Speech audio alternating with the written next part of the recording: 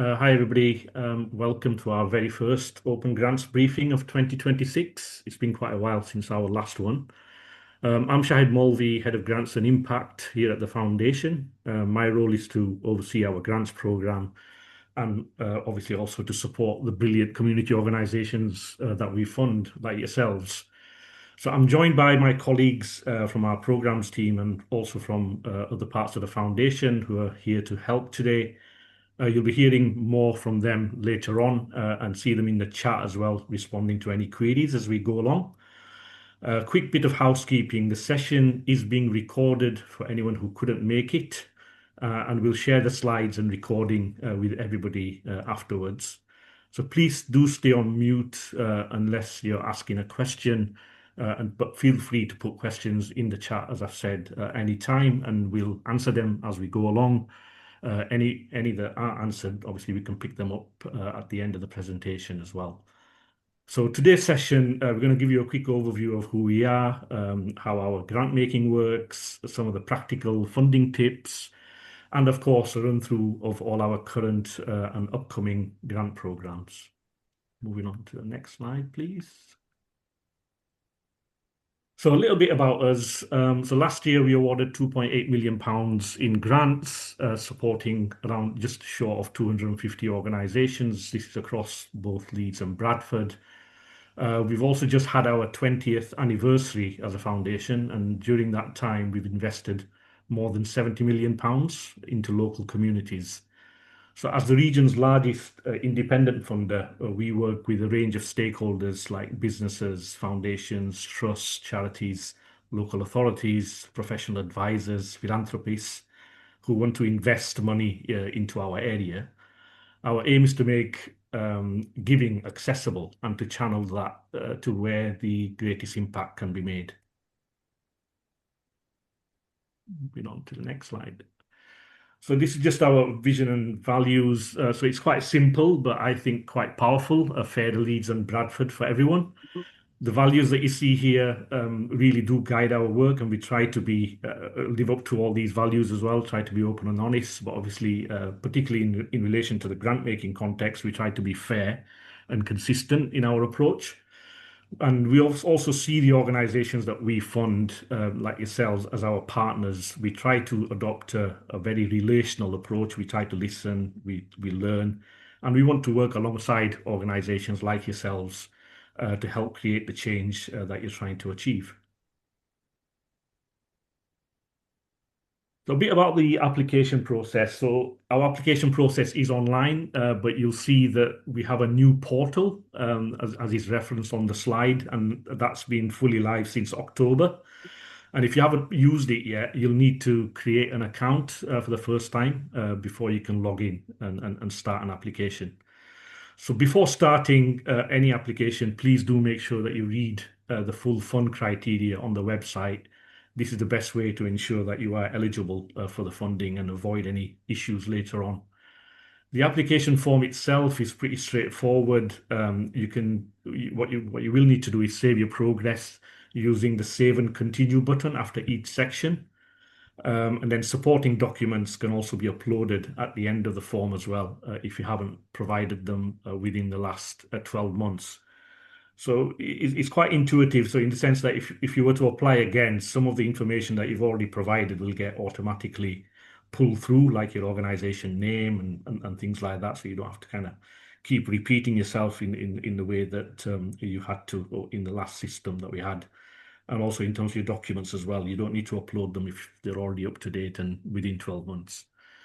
And we've already had lots of useful, helpful feedback on the new system as well. Obviously, we're fixing small niggling issues as they come up. So yeah, thank you to anybody who has flagged anything to date. We really do appreciate it. And then when you're ready to submit your application, you'll need to click on the declaration button at the end of the form. You won't be able to do this unless you've completed all the mandatory fields. So once submitted, we'll assess your application. We might contact you or your referee if we need more information. And if your application is then shortlisted, it will then be taken to an independent panel for decision making. I'm going to hand over to Caitlin now, who's going to take you through the grant criteria. Thanks, Shahed. Apologies everyone that you can't see me. My camera has chosen a very appropriate time to stop working. But I'm just going to run through a quick overview of the standard eligibility criteria across our grant programs. So groups that apply to us should be a not-for-profit or social enterprise. You'd also need at least three independent and unrelated trustees, directors, or board members, and none of these should have significant control. We'd also ask to see a governing document, for example, a constitution or articles of association, that explains how your organisation is run and includes a dissolution clause or asset lock. Groups should also have a bank account in the organisation's name, usually, with at least two unrelated authorised signatories. Um, in terms of finances, we'd ask for a set of accounts or a record of income and expenditure for your most recent full financial year. And just to note that we don't accept draft accounts unless the grant criteria states differently. And finally, if your organisation works with children or vulnerable adults, we will ask to see a safeguarding policy. Thank you, Caitlin. Back to me. So, in terms of decision making, so our decision making panels tend to be independent and diverse. We work hard to make sure that they reflect the communities that we serve.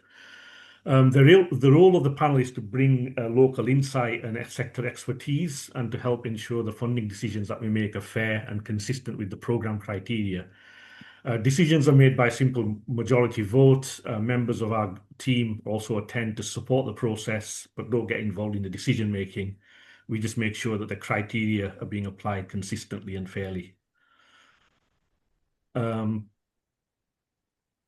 oh, sorry. Yeah, I'm just looking at the chat. Where possible, we do try to provide feedback as well, even if it's brief, because we know it's helpful for future applications. Next slide, please. So these are just some tips, and it's based on what we see time to time, again and again across different applications, and they're useful not just for our funding, but I guess it's a general tips for most funders. If you're unsure whether your project is eligible or a good fit, please get in touch early. We're always happy to advise and do read the funding criteria. You'll be surprised how many people don't read the criteria. I've just had a funding program where I'm doing the assessments. Had about 100 applications, about 40 of them were ineligible because they hadn't read the criteria. So yeah, please do read the criteria because obviously we don't want you guys to waste your time either in terms of filling the form in for a fund that you're not eligible for. So when completing the form, be very specific and try and avoid jargon. We know some applicants have started to use AI tools to help shape their answers, and that's okay. That's perfectly fine.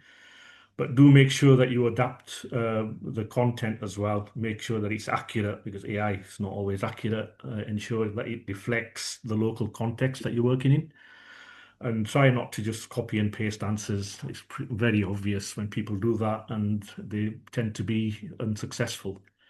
Make sure that your budget aligns clearly as well with your activity and think about the outcomes and impact early on, and not just at the end. And if you're applying for multi-year funding, make sure that you factor in things like inflation for staff costs, for example. Uploading all required documents and policies, do that timely, with monitoring as well. If you've awarded funding, make sure that that's on time. And if anything changes, your timeline, your costs, or your delivery at all, do get in touch and let us know about it. Good communications really helps us support you better. And with that, let's go into our open and upcoming programs. Okay, so starting off with Bradford. So this is the JCT 600 Driving Brighter Futures Fund with the JCT 600 Foundation. So this fund is all about supporting children and young people in Bradford to thrive. It opens in May, runs through to July, and it offers both 1 year and 3 year grant options. So it's great for organizations looking for either short-term activity or something more sustained. The focus is really on well-being and giving young people the confidence, support, and opportunities they need to reach their potential. That could be through things like mentoring, physical activities, or projects that help build leadership and teamwork. There's flexibility in how organizations choose to approach that.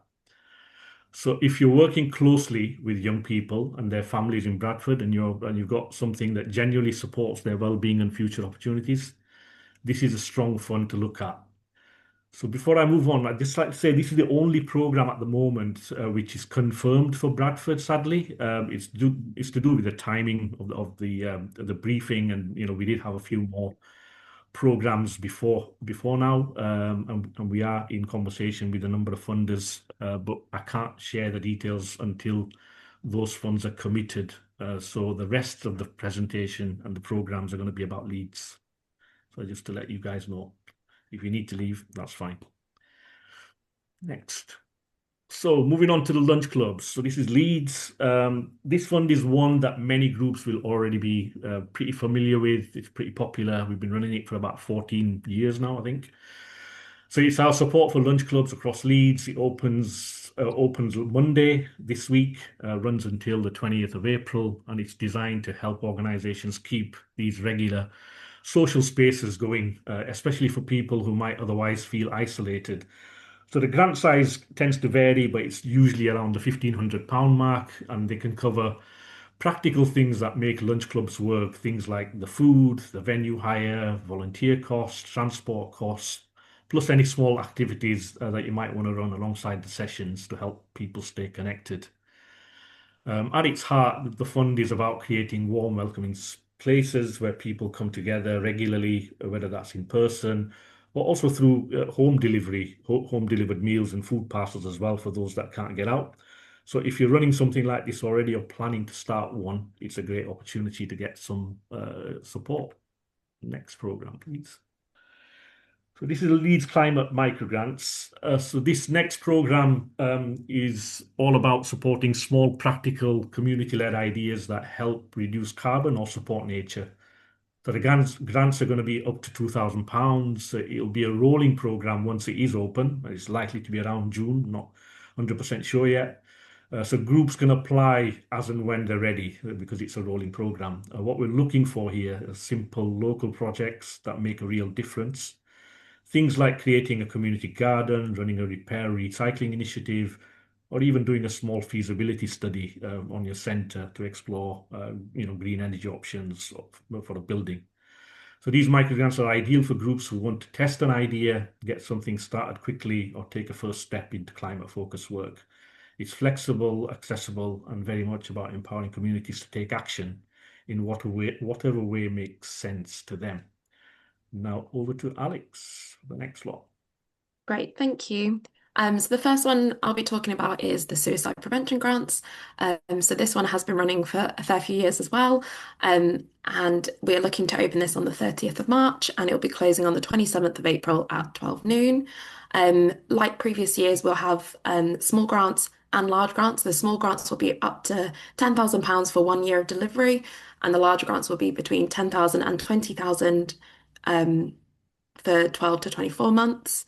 The main aim around both of these kind of grants is to build social connection and reduce social isolation, fostering a sense of hope and purpose, and also promoting the protective factors for well-being that address kind of the risk factors that have been highlighted in the Leeds suicide audit and the prevention plans.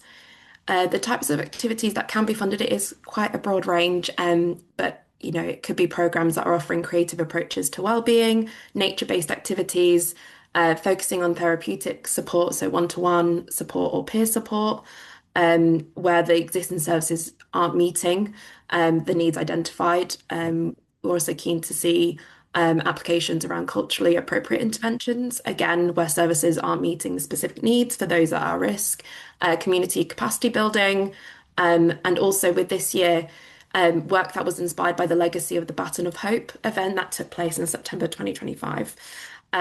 So these are just a small fraction of what you could apply for.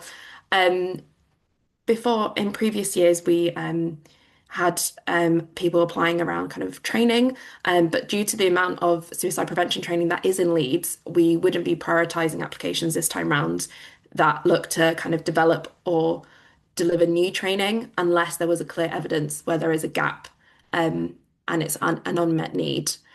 With this year as well, the projects can be in kind of 3 different categories. So it could be continuation or expansion of existing work that you're doing.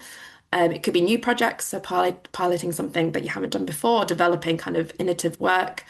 But also we are offering extensions to those projects that are due to finish in 2026 who have been previously funded from last year. They can be considered for an additional year of extension funding. Next, thank you. So the next one is Lead the Change. So this will be open for expressions of interest first on the 1st of April, and the expressions of interest will close on the 22nd of April. It's a two-stage process. So they have the EOIs first, that will then be looked at, and then if you are invited to, you'll be submitting a full application towards kind of mid-May to early June. So we are only expecting to make one grant from through Leeds Community Foundation of £123,353. Sorry, so it's quite a large grant, but yeah, as I said, only one organisation will get funded from this. There is a lot of criteria for this one, so please do bear with me. But please read all the guidance that is online, because it is, yeah, like I said, a very new programme for us. So it's a 3-year grant programme for grant launched by the BBC Children in Need alongside partners, so several national trusts and foundations, including ourselves. And the programme essentially supports young people to play a leading role in strengthening relationships, understanding and building belonging within their communities. So the types of activities that could be funded would be kind of safe spaces for young people to meet and connect. So it could be youth clubs, sports clubs, creative and cultural spaces, youth-led community action and resilience, so co-design projects, leadership development, intercultural activities to bring people together, pathways to opportunity, so skills development, mentoring, training, and connection to other types of training or apprenticeships. And then narrative change and digital literacy. So this is tackling misinformation, disinformation, storytelling, and youth-created content. We are particularly welcoming applications from organisations led by people most impacted by xenophobia, racism, and Islamophobia. In order to meet this particular eligibility, we have our standard eligibility that we ran through earlier, but also you'll need a minimum of £65,000 in your most recent accounts, and it's up to 2 million. So it's quite a broad range. So hopefully a lot of you will be able to be eligible for this, but you also need to be legally registered in Leeds, not just based in Leeds. So your address that is on Companies House or Charity Commission or any of those other platforms will need to be a Leeds address. We won't accept addresses outside of that, even though you might have a Leeds hub, your legally registered address needs to be in Leeds. And we will also definitely need to see a safeguarding policy for this. That's it at the moment. Thank you. Over to me. I've got a few grants in these to talk through. The first one being Healthy Holidays. This grant is actually open right now and will be closing at the end of the month. So still a few weeks to get your applications in if you realise this is right for you. Healthy Holidays is a programme we've been running in partnership with the Council in Leeds for a few years. It is entirely funded by the National Government's Department for Education.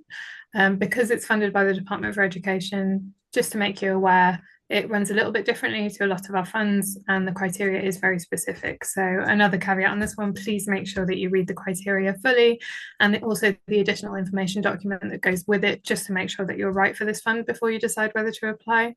There's a lot more reporting involved in this one, and kind of very specific times when you can run your activity because of the nature of the fund. So just make sure that you're the right fit for the fund before you make an application. This is essentially for feeding children who are experiencing food precarity during the school holidays because they aren't accessing free school meals. So it's for activity that must reach 85% of participants who are eligible for benefit-related free school meals. And that is a very hard line, and the council do run a system for registration that checks each registered child to make sure that they fit those criteria. So you need to have the capacity to run that registration as well. And the holidays for this year, for those of you particularly who've had Healthy Holidays funding before, just to make you all aware that the time span for this year is slightly different. So the first holiday of the grant period will be summer holidays 2026, then Christmas holidays 2026, and then Easter holidays 2027. So it's those 3 holidays, as it says there. Activity must take place in those school holidays for at least 4 hours a day for 4 days a week for a minimum number of weeks. All of that information is up on the website right now, so please do have a look at it. And the criteria for that is making sure that children are fed every day with a hot meal, that they do at least an hour of active play or physical activity every day, and also that nutrition education is fully embedded in what you're doing with those kids. And yeah, there's some wonderful activity that comes out of that every year, but just make sure that it's right for you before you make that application. Next slide, please, Jess. Thank you very much. Another one from me, addressing mental health inequalities in minority ethnic groups. This is another fund that we've run before, but this year it does have some changes to criteria, so please make sure you check up on those before you make an application, even if you've had this funding before. So for this new round, this is still in partnership with Synergy, who are a network organisation who support ethnic inequalities in mental health, which is why the fund is for this activity. Following some findings from previous grants that they've run with us and lots of different initiatives that Synergy have run, the criteria this year is going to focus on supporting the mental health of Black men over the age of 18, and activity must be Black-led. We do give a description of what we mean by that and what we expect by that in the criteria that will be coming out when the programme launches, but if you have any questions about it, please contact us and let us know. So very specific criteria again, and again, make sure that you read the additional information or talk to us if you're unsure on this one. But in terms of the activity that can be funded, it'll be, really community-led again, but it will have to be within the programme themes, which are very broadly kind of reducing stigma around accessing mental health services for that group, as well as kind of preventative approaches to supporting mental health and capacity building for the organisations that support people in need. As it says there, there's an ultimate aim with this programme of working towards reducing the rate of Black men being detained under the Mental Health Act in Leeds.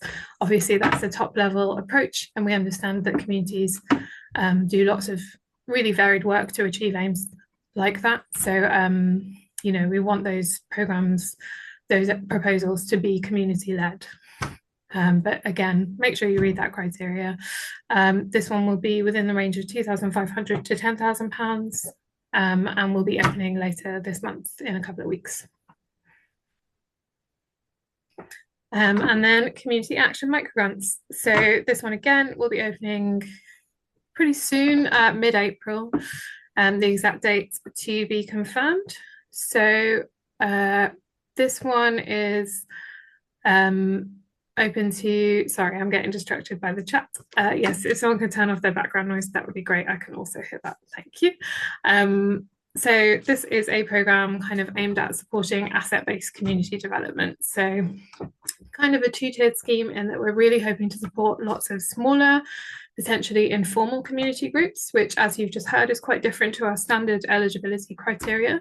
So it can be for groups, still has to have at least 3 people running the group, whatever that may be, but you can apply for up to £500 if you are one of those groups, and then up to £2,500 if you're constituted. You don't need to be registered as a charity to fall into that category, but you do need to be constituted. We recognise that might be a little bit confusing, or you might have questions about that, so please do feel free to contact us about those distinctions. And also, we'd really like to encourage you, if you're maybe a larger organisation that supports smaller groups or more informal groups, or you have people meeting in your space, we'd really love to encourage you to ask those groups to apply for this or consider this fund. We really want to be supporting people to get that little bit of seed funding to really get something going, working with the assets that their community already has. The aim of the fund is in memory of Louis Ward Herbert, who is an amazing community organiser who co-founded Acorn Renters Union, amongst many other impressive campaigns and organising projects. So it's within that spirit, we're hoping to support really real citizen-led activity that works towards promoting equality, inclusion and community cohesion. So again, we really want to hear from the community organisations themselves, yourselves, on what you think your community needs and what you'd love to achieve. And that's, such a wide range, so let us know. Next slide, please, Jess. Coming up a little bit later in the year, but something that will definitely be happening, so letting you guys know about it now, is our regular programme Stairwell this winter. Collaboration with Leeds City Council that we've been running for over 10 years now. This is for organisations who want to run additional activity during the winter. So this is specifically for people who are vulnerable to becoming unwell over winter. The activity must support vulnerable groups, so older people, disabled people, learning disabled people, young children, people in precarious housing, people with no housing, and it must be additional activity rather than your day-to-day work. The grants are likely to be as they have been in the most recent 2 years, which is up to £3,000. Because it's with Leeds City Council, it'd be within that Leeds City Council area. And as it says there, quite a wide range of support is eligible for applications, but it must be really focused on that winter wellbeing support, and it must also integrate referring to other organisations and signposting to other support as well. Next slide, please, Jess. And another one of our regular funds that will be coming up later in the year is the Leeds Digital Inclusion Fund, up to £10,000, again in Leeds. This is a collaboration with the Leeds Digital Ball, who raise lots of money for us every year, and also in support in kind of delivery collaboration with 100% Digital Leeds. So something to know about this fund is that there will be a separate briefing for this. So if you are interested in this fund, please keep an eye out. Please make sure you sign up for our grants alerts, and then you'll know about that briefing when it comes up, and you'll be able to hear more from 100% Digital, who will be able to support you in actually shaping your proposal and knowing more about what kind of digital inclusion support might be the most effective for your communities, and also what like practical questions like what kind of equipment might be possible or the most practical for you to work with. So you don't have to know everything, we don't expect you to, and in this fund 100% Digital really can help you with learning that and shaping that. We're hoping with the Leeds Digital Inclusion Fund, as always, to support a portfolio of different kinds of projects, so probably smaller kind of test and learn activity for people who've never done digital inclusion support with their communities before, and then larger development projects up to that £10,000 for people who want to build on something they have started.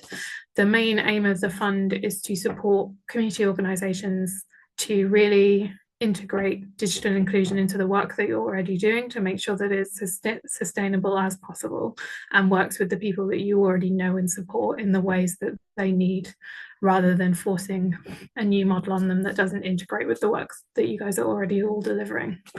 So yeah, that will be coming up in July, so later this year. I think that's it from me.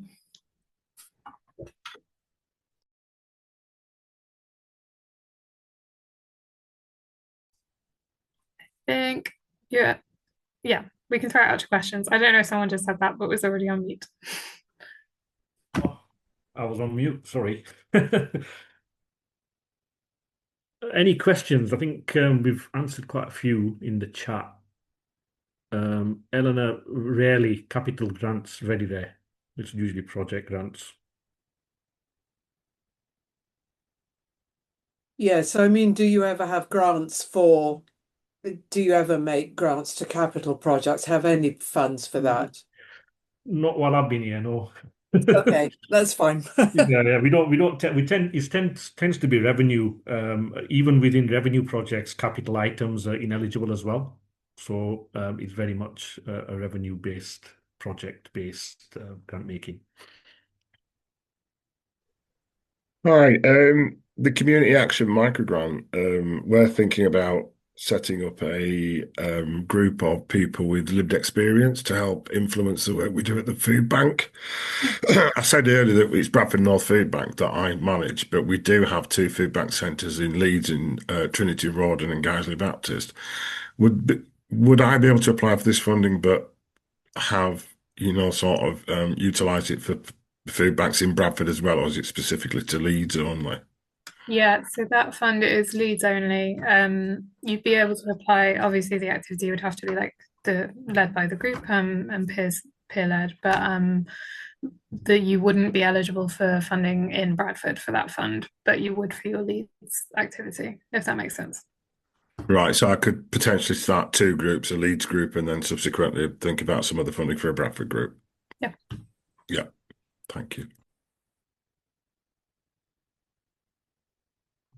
Paul, I'm not sure. The Pride and Place grant scheme, that's not one of ours. I don't know which one. It's we were told about it recently, and we went down to London, so I'm a bit more privileged in the sense I got down to Westminster, and I know there's a Pride and Place grant scheme coming out shortly, which might well be a capital one.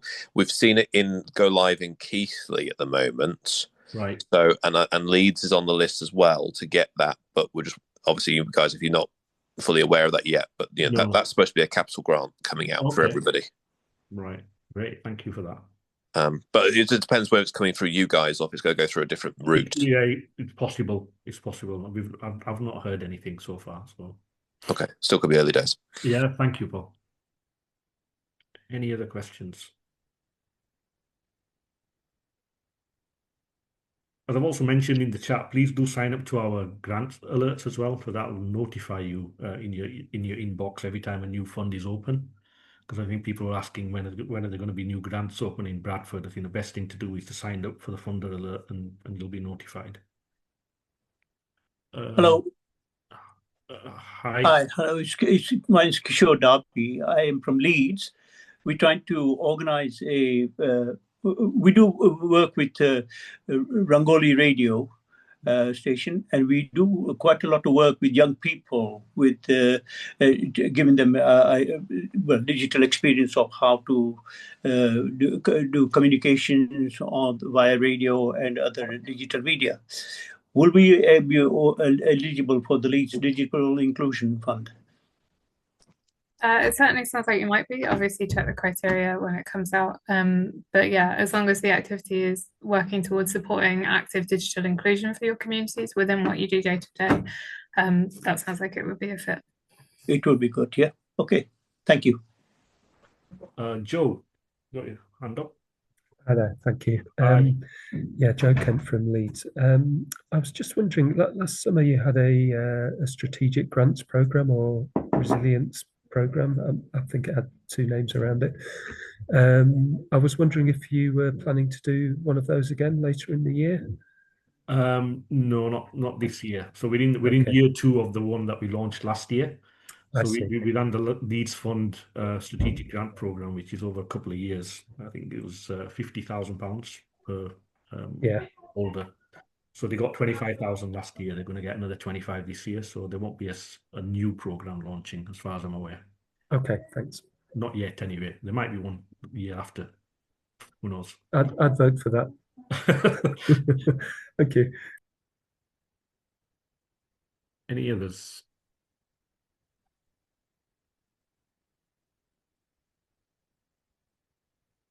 Lucy, yeah, it depends on the. So the question is, grants where not being registered in Leeds doesn't count against you if you have a locally rooted hub. So it depends from program to program. It depends what the donor wants as well. Some donors insist that you have to be kind of based and working in Leeds.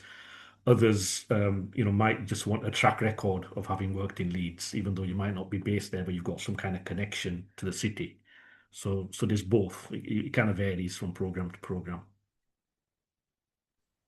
We've had someone in the chat ask if they can ask a question. Is it Zoe? Sorry.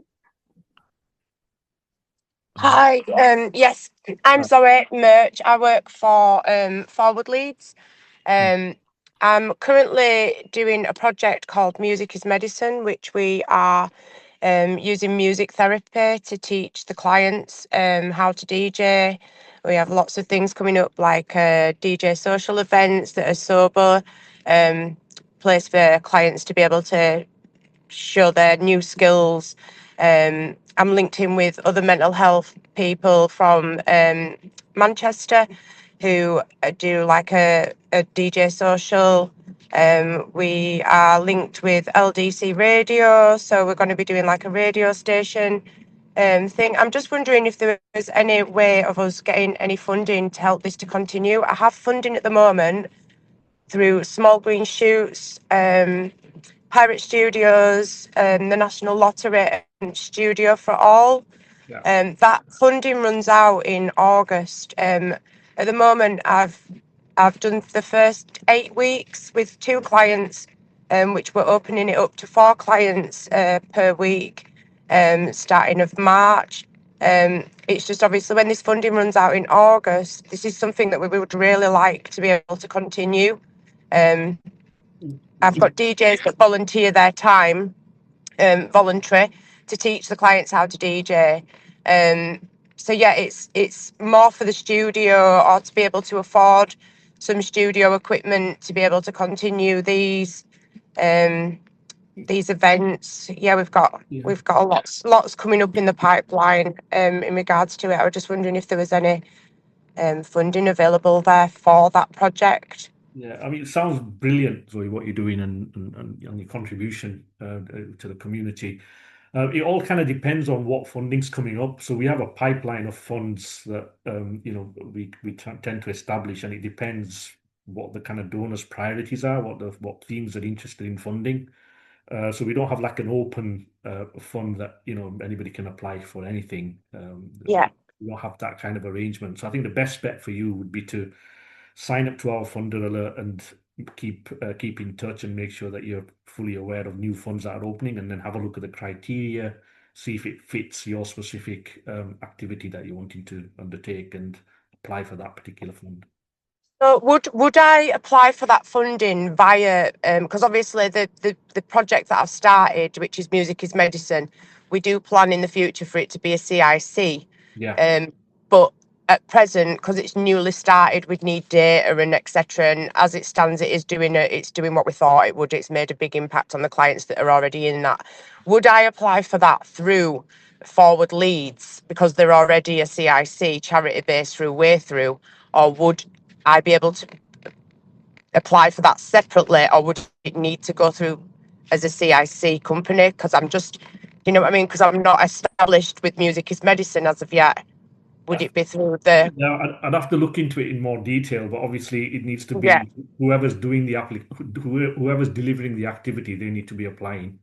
Right. Generally, the rule of thumb. Yeah, I work for Forward Leeds as part of the clinical Right. team. We're also linked in with 5 Ways, which is the recovery hub. So this is all recovery based. Right. So we're all sort of linked, but it's my project through, and we're using Forward Leeds clients. Yeah. For the project. So we're working together, but it's obviously Music is Medicine is not a CIC as of yet. So it was just more of a who do I apply for it through? Is it through Forward Leeds, or would it be Music is Medicine? Yeah. I mean, if you've got questions and you're Yeah. ready to apply, you can always give us a call and check with us. Yeah. So we do have governance support calls where you can kind of book in a slot with one of the team and talk it Yeah. through if you're not sure. Okay. Okay. Cool. Thanks for your help. Brilliant. Any more?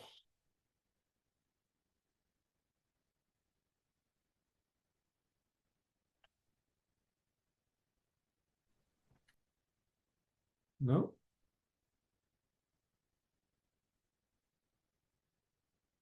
Okay. Well, thanks very much, everybody, for your time today. And obviously, as I said before, you'll get the recording and the slides that you can kind of, look back on at your own leisure. And if there's anything that we can do, get in touch. Thank you so much. Have a good rest of your day.